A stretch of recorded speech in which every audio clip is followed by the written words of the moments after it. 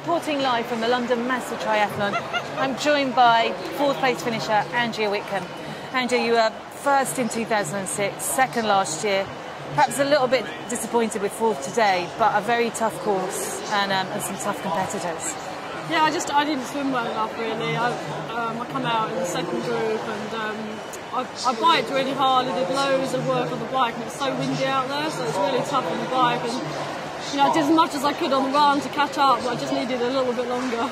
Yeah, did you get, I mean, you kind of made some time up, you got yourself into a fairly good group, but I think you said that the girls weren't working as well as they could have done in your pack. I think really in the pack it was probably me and Jodie Stimpson probably did virtually all the work really. And bits of it I just led for ages. I kept sort of shouting at everyone, but I think a lot of people are finding it quite hard out there. Yeah, you're about 20 seconds off making the podium. You're running Jodie Swallow down, but as you said, you just another half a mile or something, I think.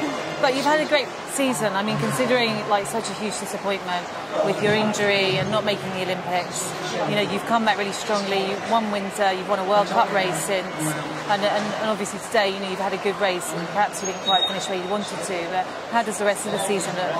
I'm just sort of looking. I'm just going through the calendar really, looking what races there are. I'm just going to try and race as much as I can, for this year before I decide, what I'm going to do next year. And, as you know, I lose my funding, so I've just got to race as much now. And, so you've lost your funding? I lose it in November.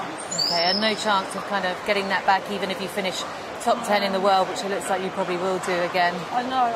Not as far as I know. I'm going to talk to them about it, but they haven't approached me about it yet. And plans to stay on until 2012?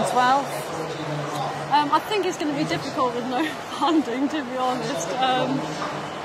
I wouldn't completely rule it out, but I'd be surprised if I could stay that long.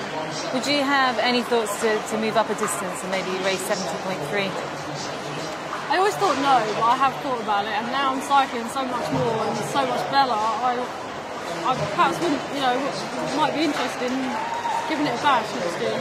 Well, it's obviously doing, a lot of good for Julie with her training. She's, raced really well at 70.3. She's come here today and won. Her victory was amazing because it's not very often you see an athlete go off the front like that. I think it's amazing how much more cycling has helped. Like, I'm still not running every day, and I still can only run really half an hour. So just by cycling so much more, I'm actually running a lot better. So. That could bode well for 70.3. Yeah. And what's your next race? I haven't got one planned at the moment, actually. Just take it day by day? Yeah, I'm just going to have a look. Oh, okay. Well done for a fantastic race. We're sorry not to see you on the podium, but I'm sure there's lots of good races awaiting you just around the corner. Thank you.